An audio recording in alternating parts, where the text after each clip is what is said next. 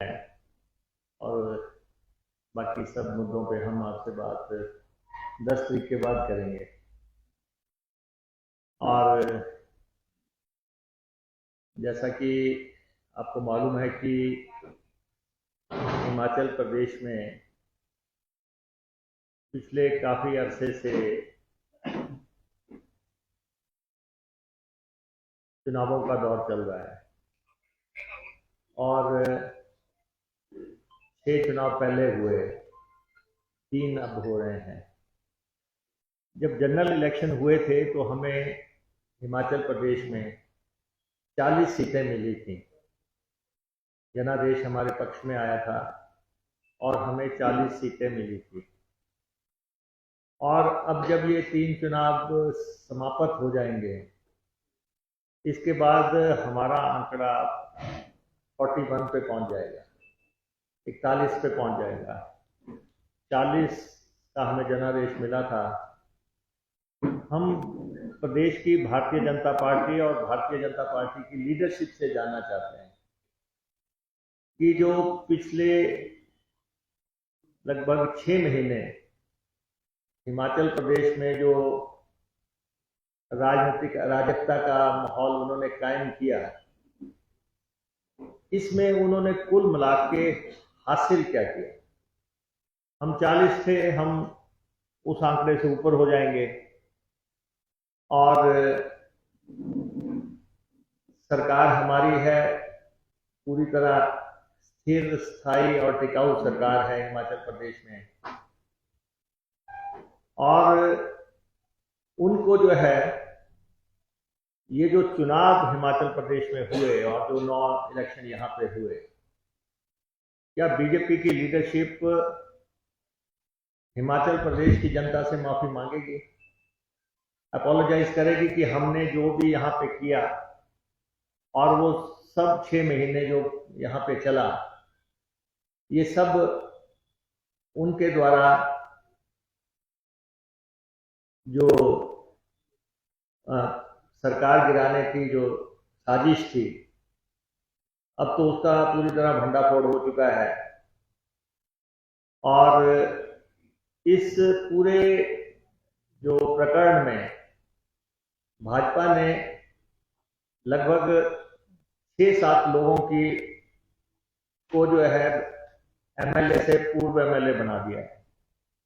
इस एक्सरसाइज का सिर्फ एक ही है कि 9 लोगों में से लगभग 6-7 लोग एक्स एमएलए की श्रेणी में चले जाएंगे और पूरे प्रदेश की राजनीति पे ले दे के कोई असर नहीं हुआ है और बात वहीं पे पहुंच गई है। और ऑपरेशन लोटस जो किया गया वो पूरी तरह डिफीट हुआ है और जिसमें कि वो उन्होंने ये कहा था कि हम 4 तारीख को यहाँ पे सरकार बनाएंगे, केंद्र में सरकार बनेगी और केंद्र में भी उनकी लंबी सरकार बनी है। और यहाँ पे जो है सरकार को 35 आदमी चाहिए थे, हमारे 38 लोग हैं इस वक्त तक। तो यहाँ पे भी हमारी सरकार पूरी तरह मजबूत है। तो भारतीय जनता पार्टी की लीडरशिप को हिमाचल प्रदेश के लोगों से, हिमाचल प्रदेश के वोटरों ने जो भी किया, ये हमारा लालच था।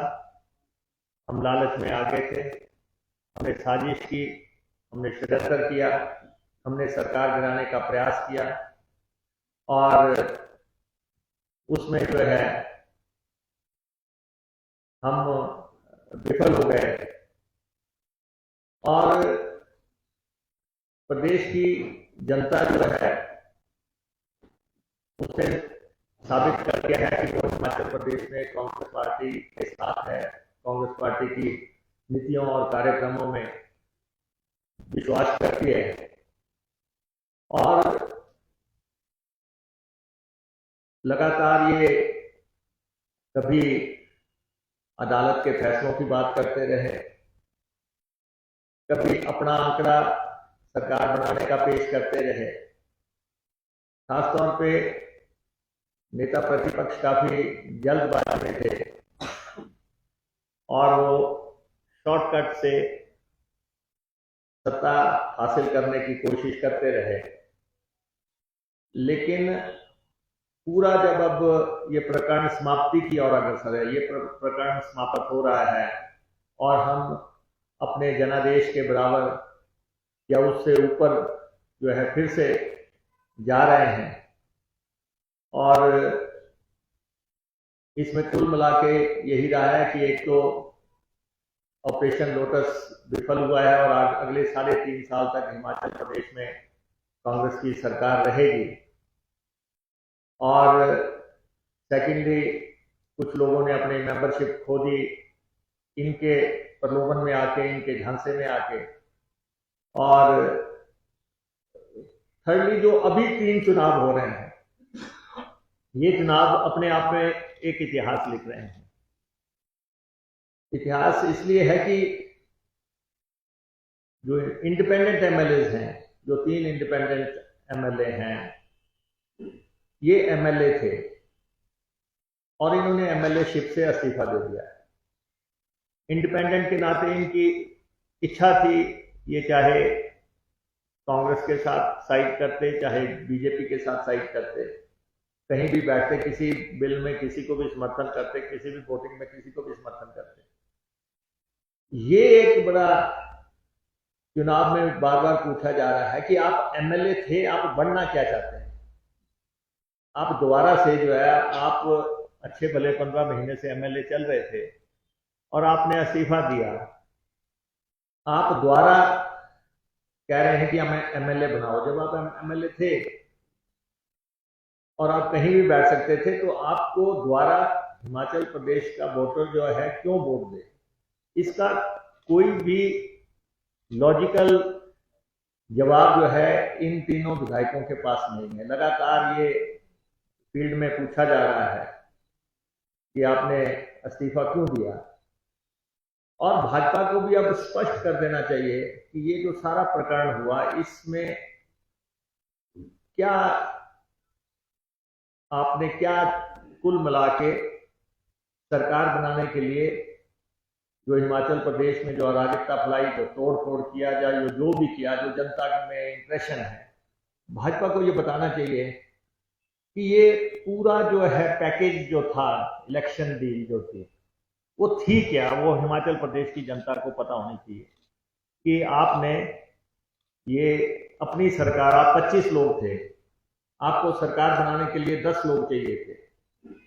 25 से 35 करने के लिए आपने कोशिश की, आपने 34 तक मसले को पहुंचाने की कोशिश की, लेकिन आप ये तो अब हिमाचल प्रदेश की जनता को जानने का अधिकार है कि ये पूरा इलेक्शन का जो आपने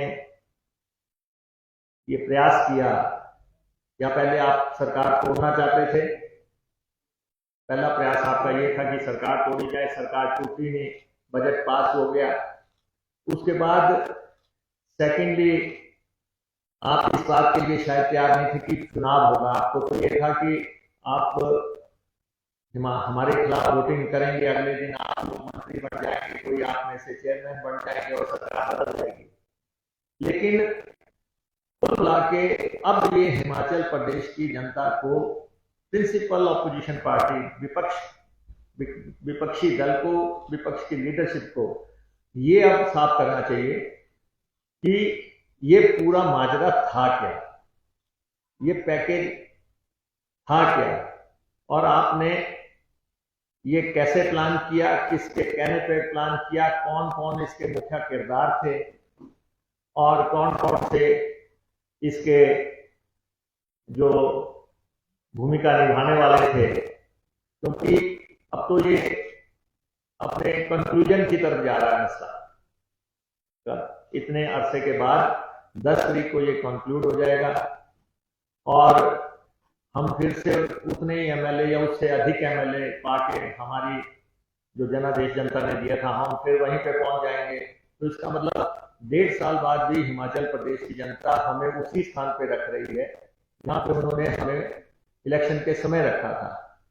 तो बीजेपी की लीडरशिप को तो, और सबसे बड़ी बात है कि भाजपा के काडर ने इस बात को पसंद नहीं किया। आप पूरे प्रदेश में देख लें, दल बदल का जो ये एपिसोड हुआ है उसमें हमने तो, हमारे कैंडिडेट्स थे जो, हमने तो नए कैंडिडेट दे दिए, उनमें से पहले 6 में से 4 जीत गए, अब तो 3 के 3 हम जीत रहे हैं, इसमें कोई दो राय नहीं है जो हुआ माहौल प्रदेश में है।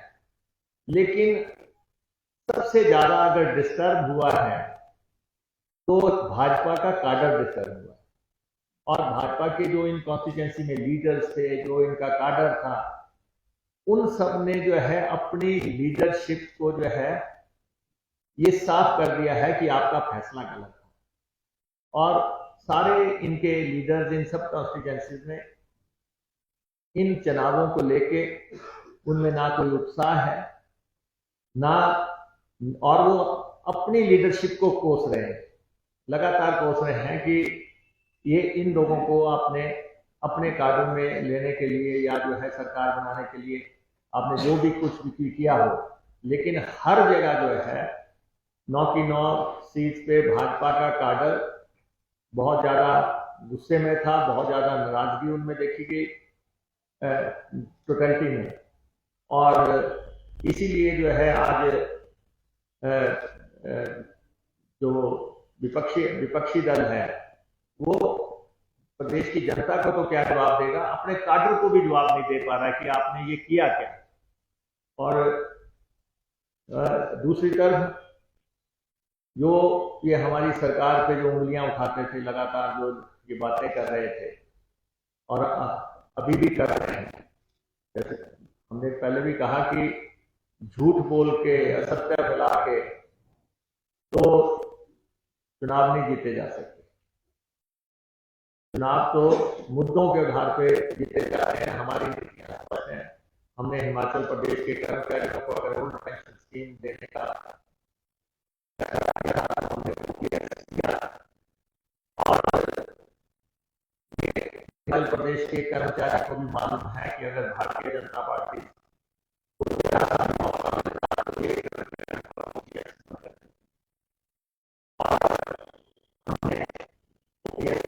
लागू किया, कठिन वित्तीय परिस्थितियों के बाद हिमाचल प्रदेश में लागू किया जैसा कि हमारा ने कहा।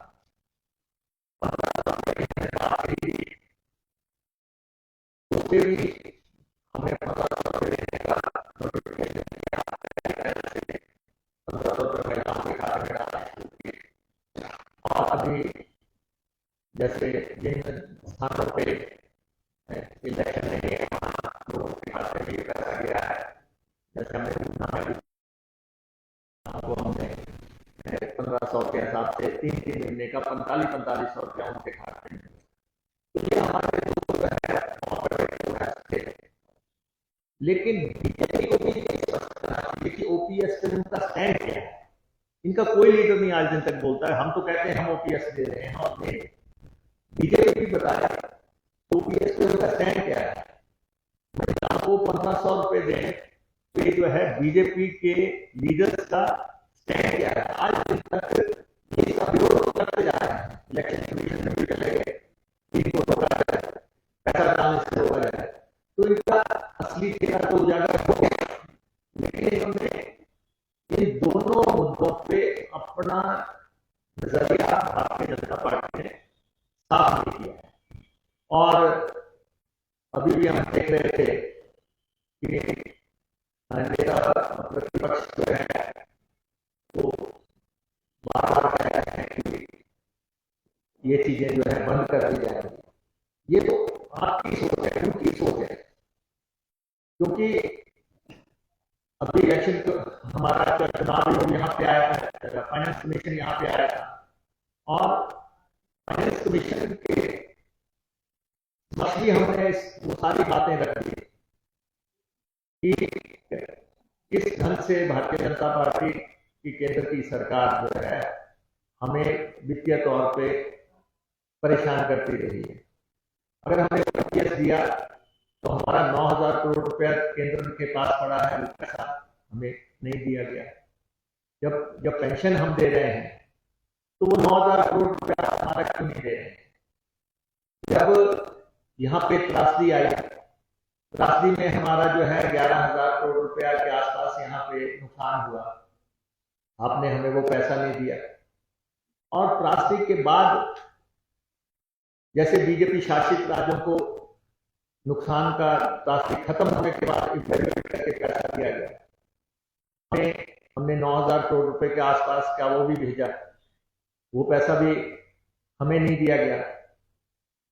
कर्ज की सीमा आपने हमारी घटाई, कर्ज की सीमा हिमाचल प्रदेश की घटाई। आप चाहते थे कि इस सरकार को वित्तीय तौर पे अस्थिर कर दिया जाए, तो आपके समय में जो 11,000 करोड़ रुपए के आसपास मिलता था, हमारे समय में आपने वो लिमिट जो है 6,000 करोड़ रुपए कर दी ताकि हम कर्जा ना ले सकें। फॉरेन फंडिंग के जो हमारे प्रोजेक्ट थे उन पे आपने कैप लगा दिया ताकि 4-5 हजार करोड़ से ज्यादा का जो है फॉरेन फंडिंग के प्रोजेक्ट हिमाचल को ना मिल सके, जबकि फॉरेन फंडिंग के प्रोजेक्ट्स को बहुत बड़ी मेहनत के बाद जो है फंडिंग होती है और वो प्रदेश की मेहनत होती है कि वो किस ढंग से प्रोजेक्ट्स को तैयार करते हैं। लेकिन फॉरेन फंडिंग के प्रोजेक्ट्स पे भी आपने हमारे कैप लगा दिया। जीएसटी का कंपनसेशन आपने हमारा बंद कर दिया ताकि हम वित्तीय तौर पे हमें क्रिपल किया जा सके। और रेवेन्यू डेफिसिट ग्रांट जो कि आपके समय में जो है 11,000 रुपए और 10,000 करोड़ रुपए मिली, वो हमें इस साल जो है 3,000 करोड़ रुपए मिलेगी। इन सब चीजों के बावजूद हमने कठोर वित्तीय अनुशासन कायम करके अपने इलेक्शन मैनिफेस्टो को लागू करने का जो है हर संभव प्रयास किया है। और किसी भी पार्टी की लोकप्रियता का मूल्यांकन चुनाव होता है, और प्रदेश के इलेक्शन जो भी है तो हिमाचल प्रदेश से जुड़े हुए हैं।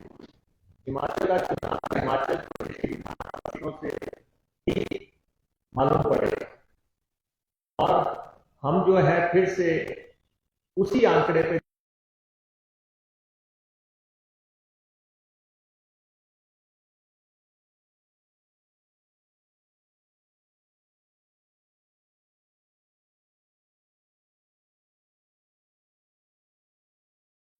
वो भारतीय जनता पार्टी की वजह से पड़ा है। और अब भी जो 3 चुनाव हो रहे हैं वो भी इन्हीं की वजह से हो रहे हैं। और इतनी बातें आई पूरे इलेक्शन के दौरान की खरीदो फरोख्त की या सौदेबाजी की या कोई मसला है, एक भी बार भारतीय जनता पार्टी का कोई व्यक्ति इसका जवाब नहीं दे सकता पूरे इलेक्शन में। तो इसलिए हम अब ये इलेक्शन को सारे 8 दिन बचे हैं, 7-8 दिन बचे हैं। भारतीय जनता पार्टी के लोग जितने मर्जी ताकत लगा लें, कुछ भी कर लें, हम ये चुनाव बहुत मार्जिन से जीत रहे हैं। देरा की सीट पूरी तरह एक तरफा सीट है, वहाँ पे श्रीमती कमलेश ठाकुर चुनाव लड़ रही हैं और हम जबरदस्त जो है वोट से वहाँ पे, और ये सीटें वो थी देरा और प्रागपुर की जो कि कांग्रेस के लिए बहुत चुनौती मानी जाती थी, लेकिन वो सीट हम अब भारी भरकम लीड से जीत रहे हैं। हमीरपुर में हमने पहले ये सुजानपुर सीट हमने जीती और अब हम दूसरी सीट हमीरपुर जीतने की तरफ अग्रसर है। नालागढ़ में भारतीय जनता पार्टी पूरी तरह झूठ का प्रोपेगेंडा चला के कैंडिडेट के बारे में प्रयास कर रही है, लेकिन वहां पे एक लहर कायम हो चुकी है कांग्रेस के पक्ष में। तो ये तीनों सीटें हम जीतेंगे। और लेकिन इस पूरे एपिसोड में जितने भी सवाल खड़े हुए हैं पूरे प्रदेश लोगों के जहन में है, उनका जवाब भारतीय जनता पार्टी की लीडरशिप को देना चाहिए ताकि हमारी सरकार 3.5 साल आगे चलेगी। हम अपने लोगों से किए हुए वायदों को इम्प्लीमेंट करेंगे, ये मैं कहना चाहता हूँ। आपका धन्यवाद। मुकेश जी, आप अपनी बात रखते हैं, सदा पक्ष अपनी बात रखता है, पक्ष अपनी बात रखता है। पर सवाल ये है कि आपकी सरकार में लगता है 5 साल तक चुनाव होते रहेंगे। इसकी 2 वजह है। एक तो वो सीपीएस के फैसले का इंतजार कर रहे हैं, दूसरी तरफ विधानसभा के जो उसका इंतजार हो रहा है। तो क्या कार्यकाल चुनावों में जाएगा? ऐसा है कि आपका सवाल बड़ा वैलिड क्वेश्चन है, लेकिन माय डियर फ्रेंड, ये सवाल जो है आपको भाजपा से पूछना चाहिए, क्योंकि ये जो चुनाव आए हैं प्रदेश में, ये हमारी वजह से नहीं आए हैं। ये इसी का तो मैंने आपके मंच से सारी बात रखी। ये चुनाव जो है भारतीय जनता पार्टी की जो लीडरशिप है, हिमाचल प्रदेश की लीडरशिप है, यहाँ पे हिमाचल प्रदेश में चुनाव होते हैं और उन्होंने जो भी किया, हम तो रिसीविंग एंड पे हैं, हमें तो चुनाव लड़ने हैं। उन्होंने जो स्थितियां पैदा की, अब हमने तो चुनाव लड़ने हैं और चुनाव जीतने दिए, तो इसलिए उन्होंने चुनाव पैदा किए। जब उनकी प्रेस कॉन्फ्रेंस आए, आप उनसे पूछें। बाकी चुनाव जितने भी ये लाएंगे, हमें तो लड़ने पड़ेंगे, तो उस हिसाब से हमने वो चुनाव लड़े और हम तो फिर उसी आंकड़े पे जा पहुंचे हैं जहां से शुरुआत की थी। तो आप अंदाजा लगाएं कि इन्होंने कितनी एक्सरसाइज की, क्या क्या किया। प्रदेश में चोर दरवाजे से सत्ता हथियाने के लिए जो है ये सारा जो मास्टर प्लान बनाया है इन्होंने, और वो मास्टर प्लान हो गया है। और भारतीय जनता पार्टी के काडर को भी और उनके लोगों को भी इनसे पूछना चाहिए कि ये आपने पूरी पार्टी की इमेज को जो नुकसान किया है, तो वो तो भाजपा की लीडरशिप से पता किया जाना चाहिए।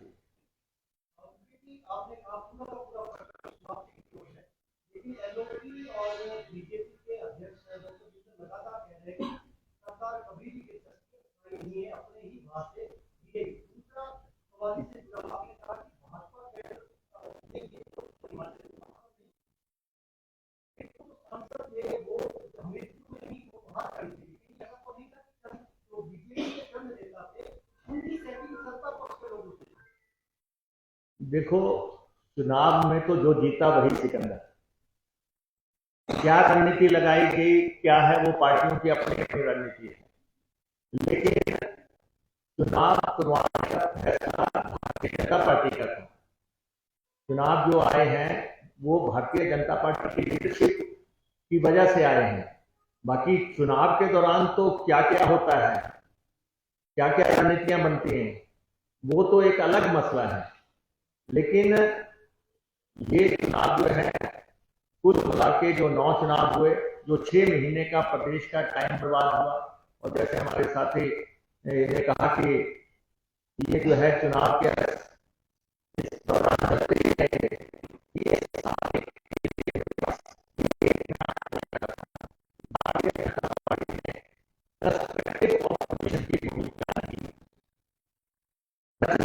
पक्ष की भूमिका नहीं निभाई। उन्होंने केंद्र में अपनी सरकार को देखते हुए लोग और लालच करते हुए हिमाचल प्रदेश की सरकार बनाने का सफल प्रयास किया और उन्होंने किया। क्योंकि आपने देखा कि तो केंद्र ने हेलीकॉप्टर भी मुहैया करवाया और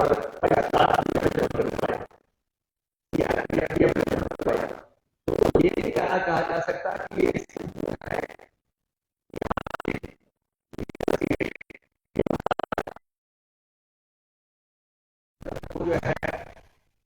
साथ लेके जो है हिमाचल प्रदेश की सरकार को अब उसका पटाक्षेप हो गया है और 5-7 दिन रहते हैं, और इनको आत्मनिरीक्षण करना चाहिए कि जो हमने किया 6 महीने के दौरान वो कितना सही था। कानून व्यवस्था को लेकर भी सवाल उठाए जा रहे हैं। आज तो संसद में असदुद्दीन ओवैसी ने भी एक कहा है कि नाहन में एक व्यक्ति की दुकान को लूट लिया। देखिए, ऐसा कि आइसोलेशन में कुछ केसेस हो जाते हैं और उन केसेस की तफ्तीश चल रही है और जितने भी ऐसा कोई मामला आता है उनको सलाखों के पीछे करने के और उसको लॉजिकल एंड तक उसकी जांच को पहुंचाने के लिए प्रदेश सरकार लगातार प्रयास कर रही है। लेकिन जो लोग एक केस बिल्ड कर रहे हैं, जो हम देख रहे हैं कि लगातार जो कह रहे हैं कि कानून व्यवस्था हिमाचल प्रदेश की सही नहीं है और इसलिए यहाँ पे राष्ट्रपति राज लगाने के लिए प्रयास किए जाएं, उनको हम ये जरूर कहते हैं कि आइसोलेशन के केसेस पे सरकारें नहीं गिरा करती और इसलिए जो है तो मत देखो। आपने भारतीय जनता पार्टी की तमाम लीडरशिप पिछले 6 महीने से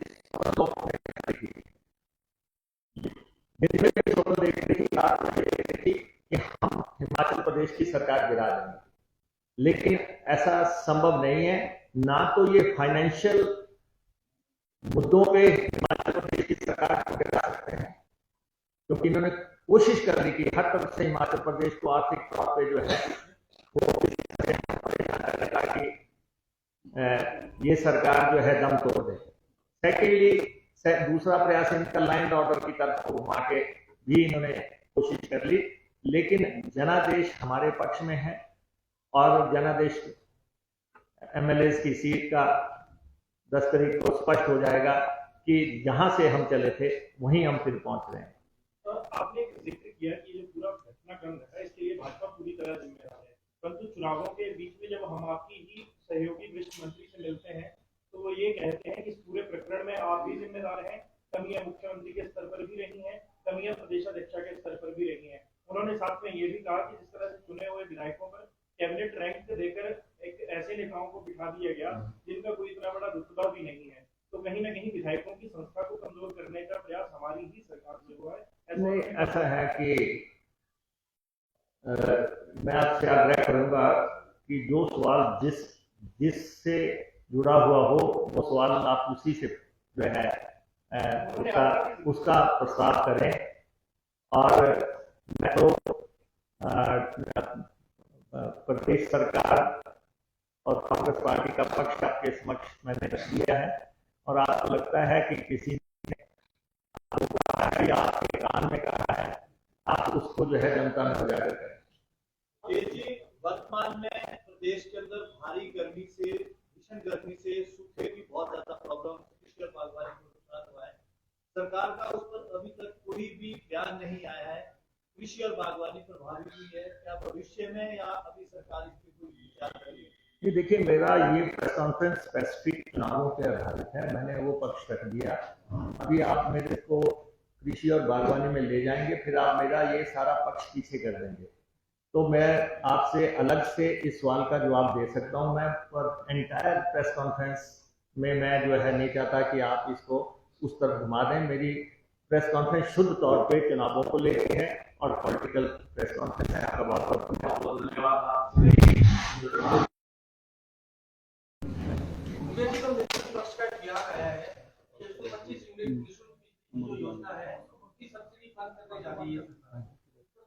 नहीं, ऐसा है कि मैंने कहा कि वो तो कह रहे हैं कि ये ओपीएस भी नहीं देंगे, वो तो कह रहे हैं ये 1500 भी नहीं देंगे, अब वो कह रहे हैं कि ये बिजली नहीं देंगे।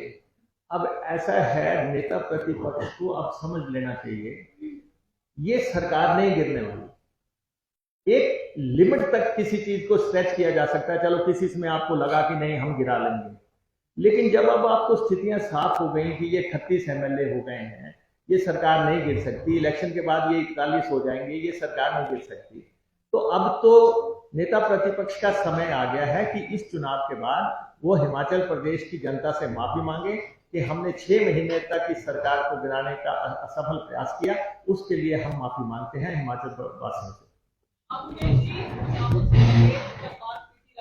आप तो रह गए सचमुच। सहयोगी ने पूछ लिया